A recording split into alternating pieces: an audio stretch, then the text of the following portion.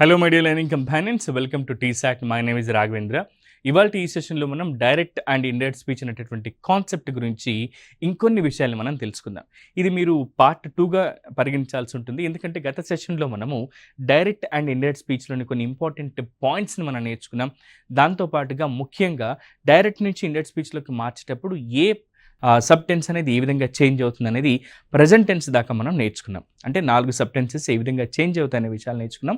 And ఎవరైతే గత సెషన్లో మిస్ అయ్యారో వాళ్ళకు మళ్ళీ ఒకసారి రీక్యాప్ లాగా కొన్ని బేసిక్ పాయింట్స్ అనేవి కూడా చెప్పుకుంటూ మళ్ళీ మిగతా కంటిన్యూషన్ పార్ట్ని మనం ఇక్కడ కంటిన్యూ చేద్దాం. మరి గత సెషన్లో చెప్పుకున్నప్పుడు డైరెక్ట్ స్పీచ్ అంటే ఏంటి సార్ అంటే, ఒకరు చెప్పిన విషయాన్ని యథాతథంగా మార్పులు చేర్పులు లేకుండా నివేదించడాన్ని లేదా సబ్మిట్ చేయడం మనం ఏమంటాం సార్ అంటే డైరెక్ట్ స్పీచ్ అని అంటాం. సింపుల్గా చెప్పాలంటే ఒకరు చెప్పిన విషయాన్ని లేదా మాటల్ని ఉన్నది ఉన్నట్టుగా మరొకరికి చెప్తే దాన్ని మనం డైరెక్ట్ స్పీచ్ అంటాం. For example, Shanvi said I'm very busy now. Shanvi అనేది ఐఎమ్ వెరీ బిజీ నౌ, నేను ఇప్పుడు చాలా బిజీగా ఉన్నాను అని చెప్పిందనమాట. దీన్ని మనం ఏ విధంగా చేంజెస్ చేయాలో ఒక్కొక్కటిగా మనం చూద్దాం. మరి ఇండైరెక్ట్ స్పీచ్ అంటే ఏంటి సార్ అంటే, ఒకరు చెప్పిన విషయాన్ని లేదా మాటల్ని ఉన్నది ఉన్నట్టుగా కాకుండా అతడు లేదా ఆమె ఈ విధంగా అన్నారు అని చెప్పడాన్ని ఏమంటాం సార్ అంటే మనము ఇండైరెక్ట్ స్పీచ్ అని అంటాం. దీన్నే మనం రిపోర్టెడ్ స్పీచ్ అని చెప్పి కూడా అంటాం. ఫర్ ఎగ్జాంపుల్, ఇందాక చెప్పుకున్నటువంటి సెంటెన్స్లో Sanvi said I'm very busy now అని ఉంది కదా. ఇక్కడ ఏం చేస్తాం సార్ అంటే Sanvi said that she was very busy then అని చెప్తున్నాం. ఇక్కడ మనం చేసిన స్టెప్స్ ఏంటి సార్ అనేది ఒకసారి మనం గమనిద్దాం. అయితే ఒక విషయం మనం గమనించాల్సి ఉంటుంది. ఇక్కడ Shanvi said I'm very busy now అని ఉంది కదా. ఇందులో ఈ డైరెక్ట్ స్పీచ్లో ఇండైరెక్ట్గా మార్చినప్పుడు మనము 2 మేజర్ విషయాలు గుర్తుపెట్టుకోవాలి. ఇక్కడ ఉన్నటువంటి ఈ కామా తీసేసి దాట్ అనేటటువంటి కంజంక్షన్ని మనం యాడ్ చేయాలి. శాన్వి సెడ్ దాట్ అని చెప్పి ఇక్కడ ఉన్నటువంటి ఇన్వర్టెడ్ కామాస్లో ఉన్నటువంటి ఈ రిపోర్టెడ్ వర్బ్ ఏదైతే ఉంటుందో అందులో ఉన్నటువంటి ప్రనౌన్స్ని చేంజ్ చేయాలి. అండ్ అక్కడక్కడ ఉన్నటువంటి అడ్వర్బ్స్ని మనం చేంజ్ చేయాల్సి ఉంటుంది. ప్లేస్లో కానివ్వండి అంటే టైంలో కానివ్వండి, ఈ నియర్నెస్ ఏదైతే ఉంటుందో ఇది డిస్టెన్స్గా మారుతుంది. ఇది మనం గుర్తుపెట్టుకోవాలి. Shanvi said I'm very busy now అని ఉంటే శాన్వి సెడ్ దాట్, ఇక్కడ ఐ అనేది ఏంటి సార్ అంటే మనకు సబ్జెక్టివ్ ప్రొనౌన్ ఉంది. ఇక్కడ ఉన్నటువంటి షాన్వి అనే అమ్మాయి కాబట్టి, అంటే ఫెమినైన్ జెండర్ కాబట్టి మనము షీగా మార్చాల్సి ఉంటుంది. Shanvi said that she, yam ఉన్నది ప్రజెంట్ బీ ఫామ్ కదా, ఇది మనకు పాస్ట్ బీ ఫామ్గా మారుతుంది. She was very busy now అంటే ఇప్పుడు అంటున్నాం కదా, డిస్టెన్స్గా మారాలంటే అప్పుడు దెన్గా మారుతుంది. ఈ విధంగా కనుక మనం చేంజెస్ చేసినట్టయితే ఖచ్చితంగా మనం ది బెస్ట్గా మనం ఎగ్జామ్స్లో పర్ఫామ్ చేయొచ్చు. దీంట్లో ఏమేమి చేసాం సార్ అంటే మనం 2 విషయాలు సార్. డైరెక్ట్ స్పీచ్లో ఉన్నటువంటి రిపోర్టెడ్ వర్బ్ని ఇన్వర్టెడ్ కామాస్లో ఉంది కదా, దాన్ని తీసేసి అందులోని ప్రొనౌన్స్ని చేంజ్ చేసాం, అడ్వర్బ్స్ని చేంజ్ చేసాం.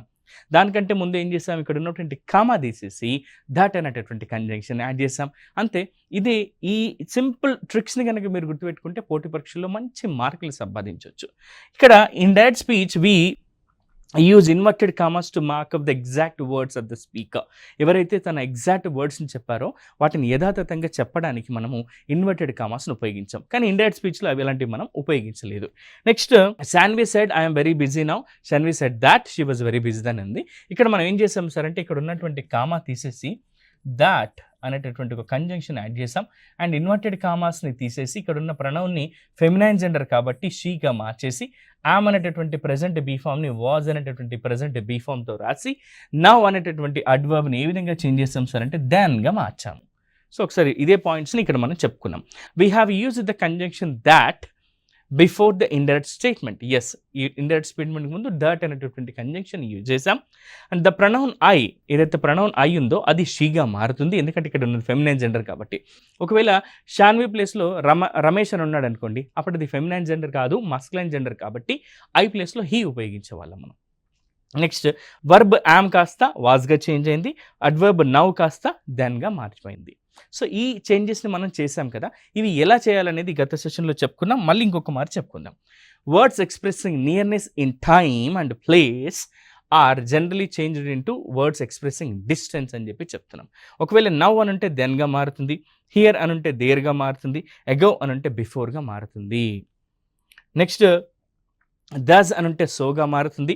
టుడే అనంటే దట్ డేగా మారుతుంది. టుమారో అనంటే ద నెక్స్ట్ డేగా మారుతుంది. ఎస్టర్డే అనంటే ద డే బిఫోర్గా మారుతుంది. లాస్ట్ నైట్ అనంటే ద నైట్ బిఫోర్గా మారుతుంది. ఇవి జనరల్ చేంజెస్ గత సెషన్లో కూడా మనం చెప్పుకున్నాం. ఇక ఇంకొన్ని చేంజెస్ ఉంటాయి. అవి ఏంటి సార్ అంటే చేంజెస్ ఇన్ రిపోర్టింగ్ వర్బ్స్. ఇక్కడ ఇచ్చినటువంటి రిపోర్టింగ్ వర్బ్ ఏదైతే ఉంటుందో ఆ రిపోర్టింగ్ వర్బ్ ఒకవేళ పాస్ట్ టెన్స్లో ఇచ్చినట్టయితే డైరెక్ట్ స్పీచ్లో సెడ్ ఉంటే సెడ్గానే ఉంటుంది. సెడ్ టు ఉంటే టోల్డ్గా మారుతుంది. టోల్డ్ అని ఉంటే టోల్డ్గా మారుతుంది. ఏం చేంజెస్ జరగవు. సెడ్ టు ఉంటే టోల్డ్ అవుతుంది అంతే. మిగతా యాసిడ్గా అలాగే రాస్తాం మనం. మరి ప్రజెంట్ టెన్స్లో ఇస్తే సార్ ప్రజెంట్ టెన్స్లో సే అని ఉంటే అక్కడ సేస్గా మారుతుంది.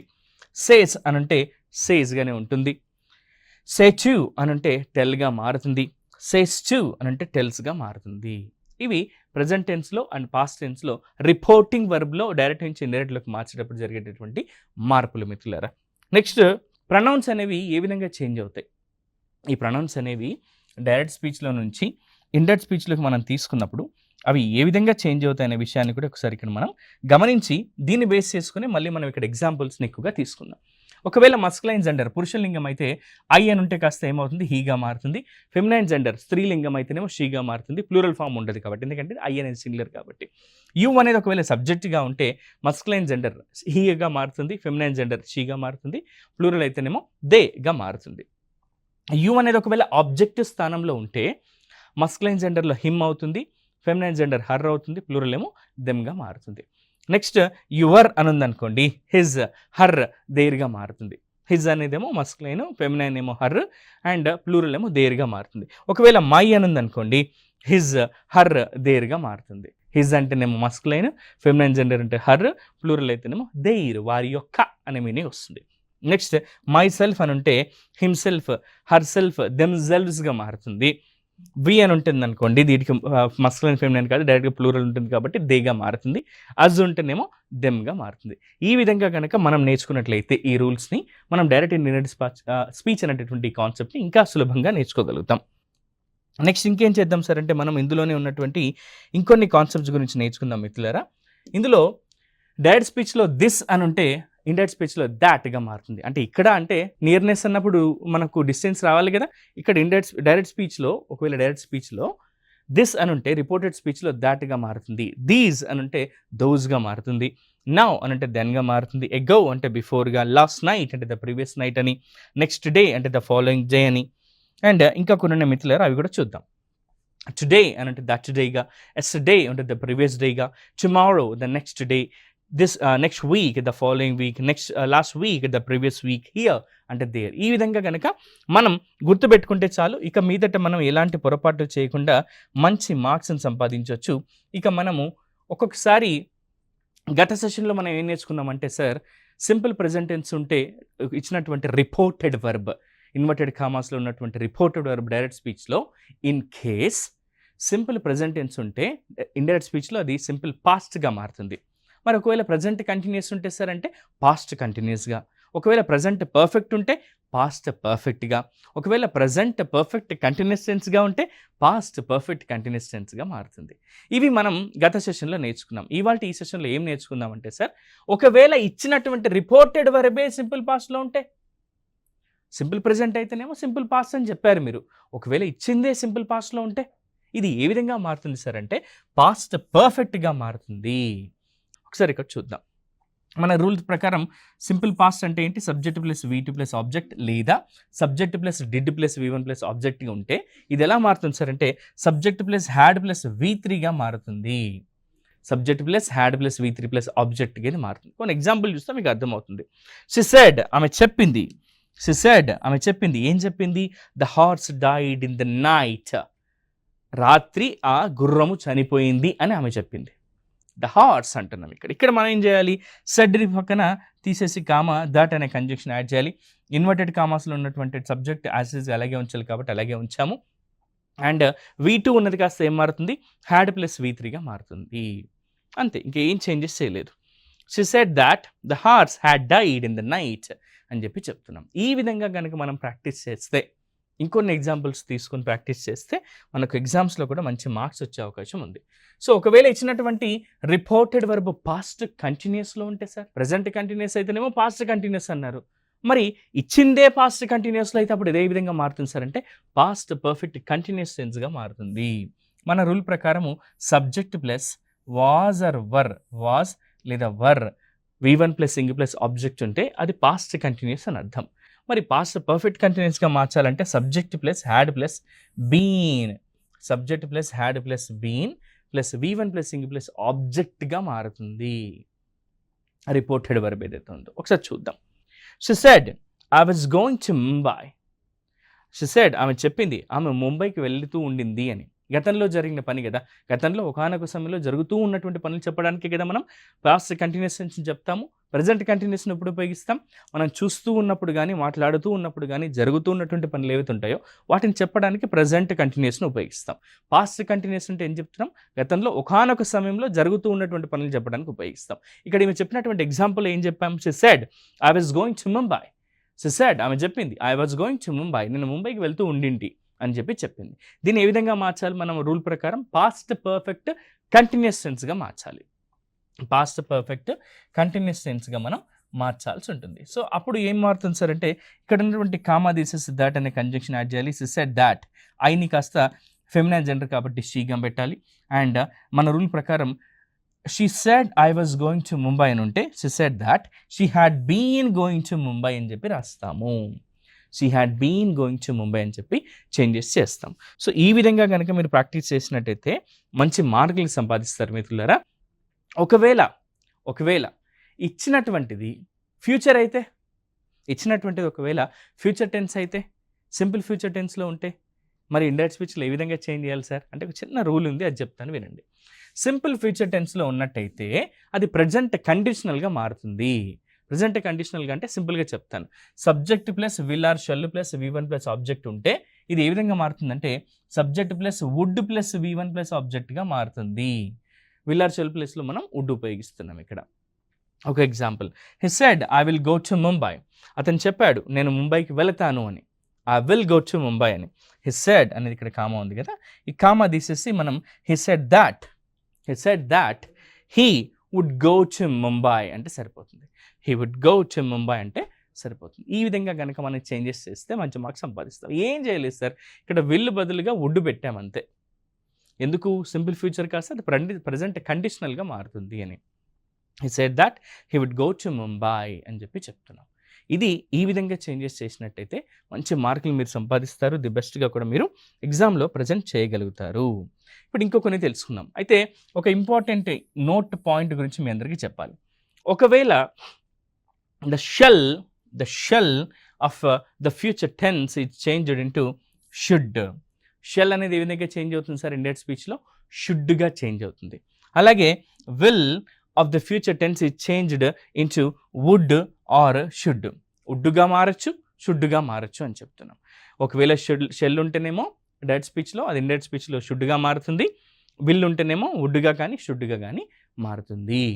ఈ విధంగా మీరు నేర్చుకోండి మిత్రులారా. ఇది చాలా ఇంపార్టెంట్ పాయింట్. గతంలో తెలియక మిత్రులు చాలామంది మంచి మార్క్స్ కోల్పోయారు. విల్ ఉంటే విల్ అలాగే పెట్టేసి వచ్చారు, తప్పైంది.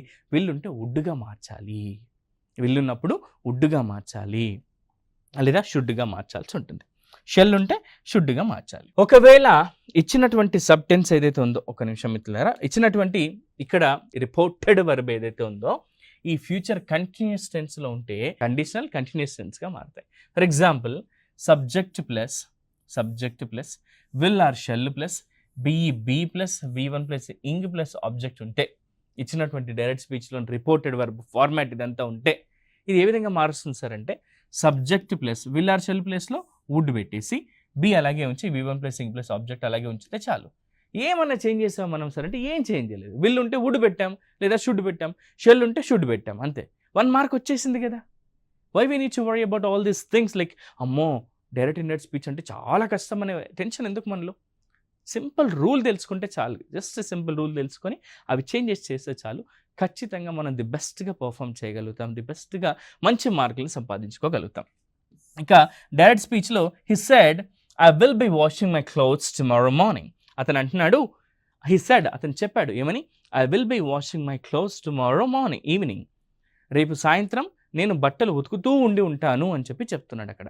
ఐ విల్ బి వాషింగ్ అంటున్నాడు, ఉంటాను అన్నట్టుగా. I will be washing my clothes, I will be washing my clothes tomorrow evening. రేపు సాయంత్రం నేను బట్టలను ఉతుకుతూ ఉంటాను అని చెప్పి చెప్తున్నాం. సో దీన్ని ఇండైరెక్ట్ స్పీచ్లోకి మార్చినప్పుడు మన రూల్ ప్రకారం సెడ్ తీసేసి దాట్ పెట్టాలి కాబట్టి హి సెడ్ దాట్. ఐ విల్ అని ఉంది, ఇక్కడ ఐని మనం ఏ విధంగా మార్చాలి, హీగా మార్చాలి. విల్ ఉంటే ఏమని చెప్పాము, వుడ్ అని చెప్పాము. చూడండి, he said that he would be washing his clothes అనాలి. మై క్లోత్స్ అంటే ఏమంత మారుతుంది, అక్కడ ఫెమినైన్ జెండర్ కాదు, ఇది మస్కులైన్ జెండర్ కదా, హిజ్ క్లోత్స్గా మారుతుంది. హిజ్ క్లోత్స్ టుమారో ఈవినింగ్ అని చెప్పి చెప్తున్నాం. ఈ విధంగా మార్చినట్టయితే ఖచ్చితంగా మనం మంచి మార్క్స్ సంపాదిస్తాము. సో ఇది డైరెక్ట్ నుంచి ఇండైరెక్ట్లోకి మార్చినప్పుడు, ఫ్యూచర్ కంటిన్యూస్ని కండిషనల్ కంటిన్యూస్గా మార్చినప్పుడు మనం మార్చే విధానం. అయితే ఎప్పుడైనా గుర్తుపెట్టుకోండి, ఒకవేళ డైరెక్ట్ స్పీచ్లో కెన్ అని ఉంటే అది కుడ్డుగా మారుతుంది, మే అని ఉంటే అది మైట్గా మారుతుంది, మస్ట్ అని ఉంటే హ్యాడ్ టుగా మారుతుంది, హ్యావ్ టు అని ఉంటే హ్యాడ్ టుగా మారుతుంది, విల్ ఆర్ షెల్ ఉంటే వుడ్గా మారుతుంది. షెల్ ఉంటే షుడ్గా రాయొచ్చు, విల్ ఉంటే వుడ్ రాయొచ్చు, లేదా షెడ్ రాయొచ్చు, షుడ్ రాయొచ్చు, రెండు కూడా రాయొచ్చు. సో అని గుర్తుపెట్టుకోండి, కెన్ ఉంటే కుడ్ రావాలి, మే ఉంటే మైట్ రావాలి. ఎప్పుడు సార్, ఇది డిఎస్ డైరెక్ట్ స్పీచ్లో ఉంటే, ఇదేమో ఆర్ఎస్ రిపోర్టెడ్ స్పీచ్ లేదా ఇండైరెక్ట్ స్పీచ్ అని చెప్పి చెప్తున్నాం.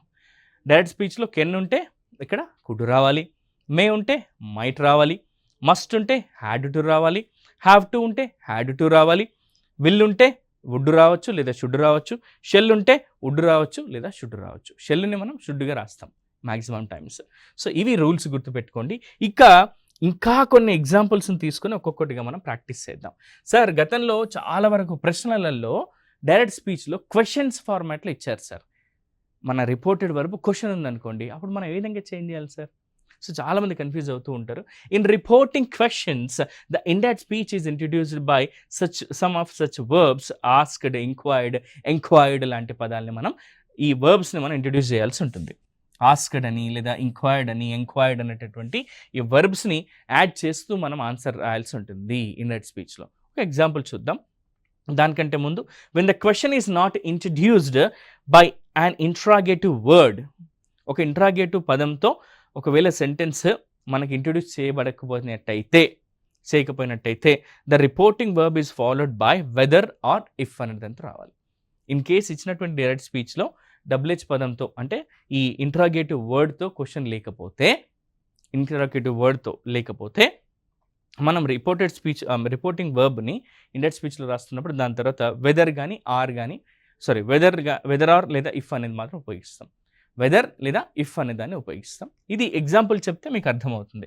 సో క్వశ్చన్స్ ఉన్నప్పుడు ఏం చేయాలి మనం, ఇండైరెక్ట్ స్పీచ్లో ఆస్క్డ్ అని, ఎంక్వైర్డ్ లాంటి పదాలని మనం ఉపయోగిస్తే సరిపోతుంది. కొన్ని ఎగ్జాంపుల్స్ చూద్దాం. Wear do you live asked the stranger.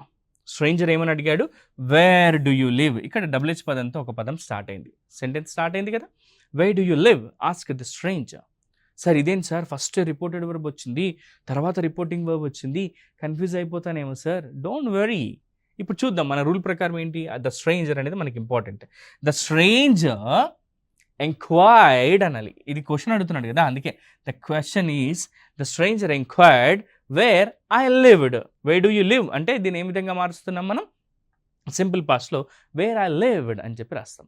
Wear I lived అని ఎందుకు రాయాలి సార్ అంటే, ఇది మనకు క్వశ్చన్ ఫార్మాట్లో లేదు, వేర్ ఐ లివ్డ్ అని చెప్పి రాయాల్సి ఉంటుంది.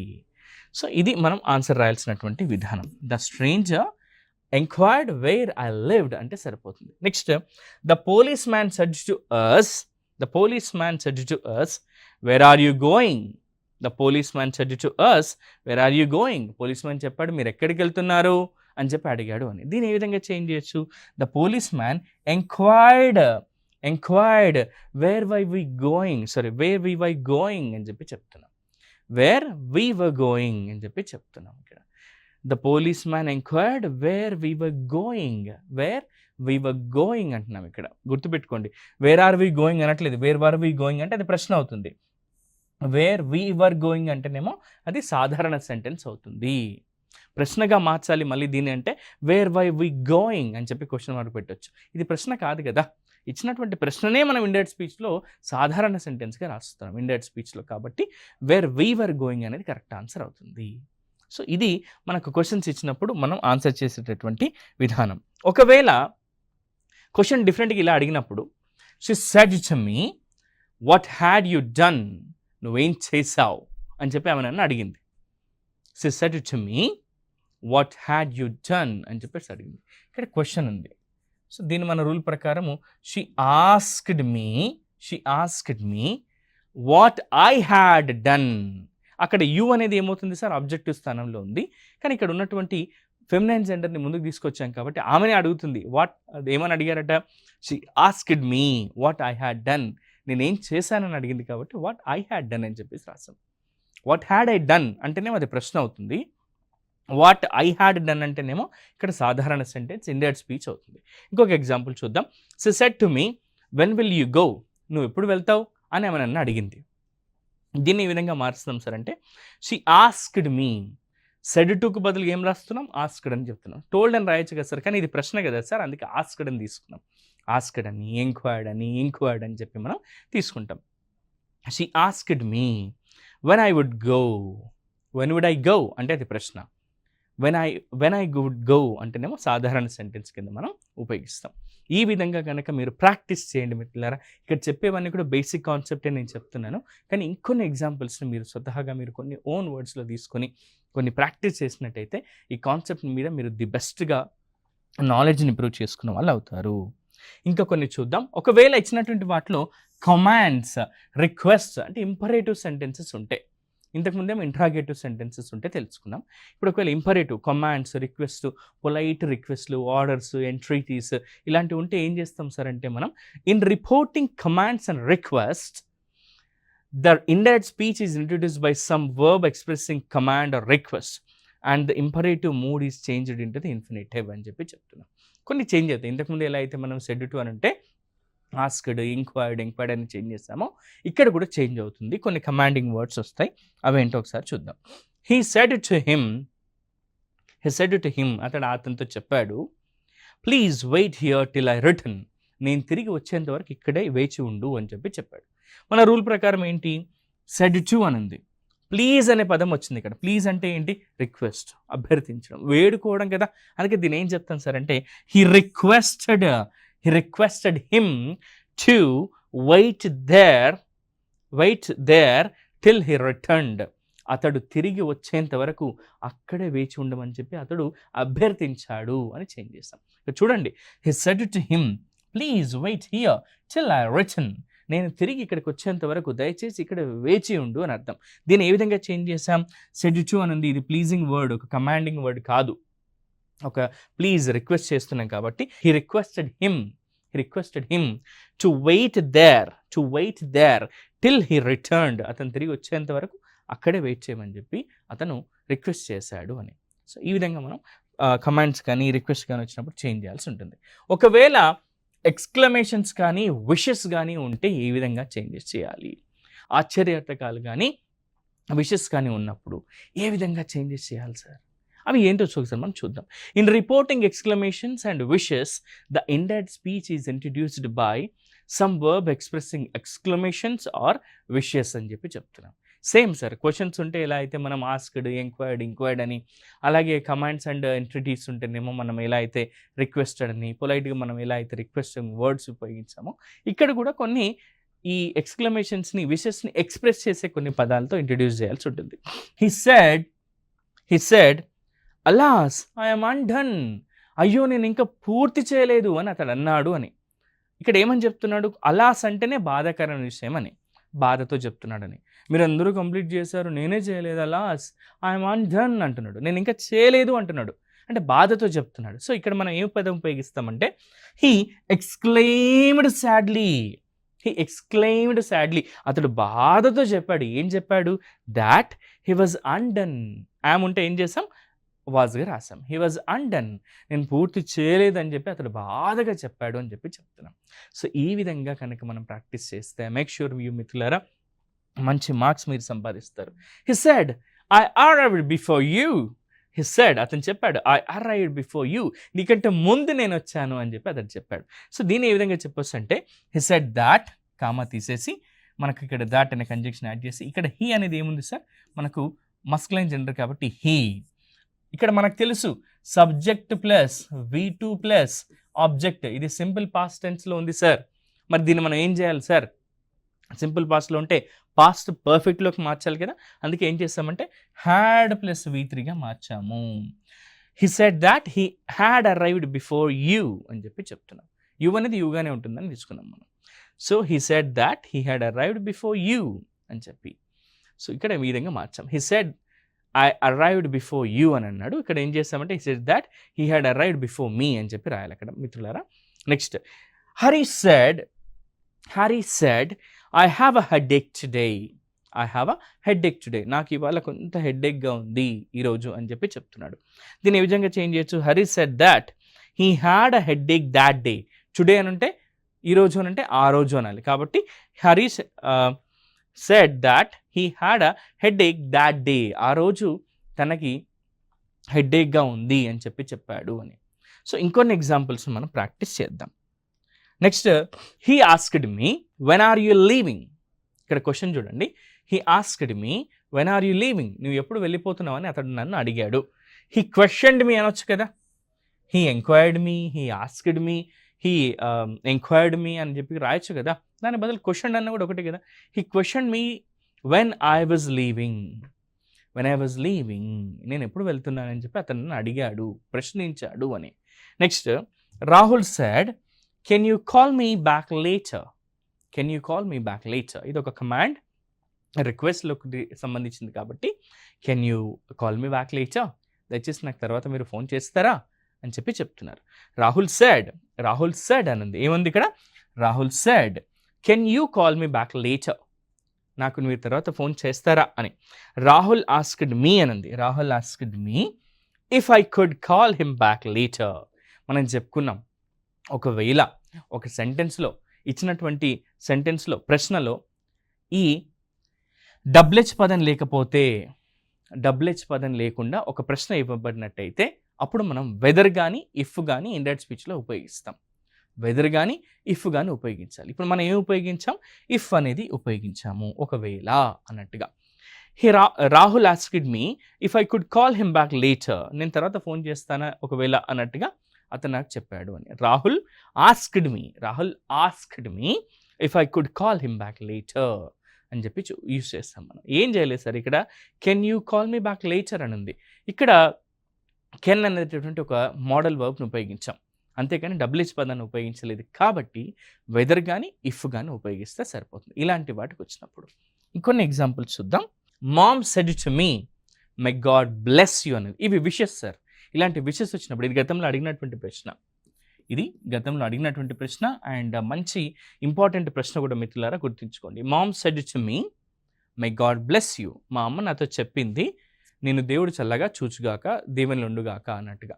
So may God bless you అనంది. సో దీన్ని ఏ విధంగా చేంజ్ చేస్తాం సార్ అంటే మామ్ విష్డ్. ఇవి విషెసే కదా, మే గాడ్ బ్లెస్ యూ.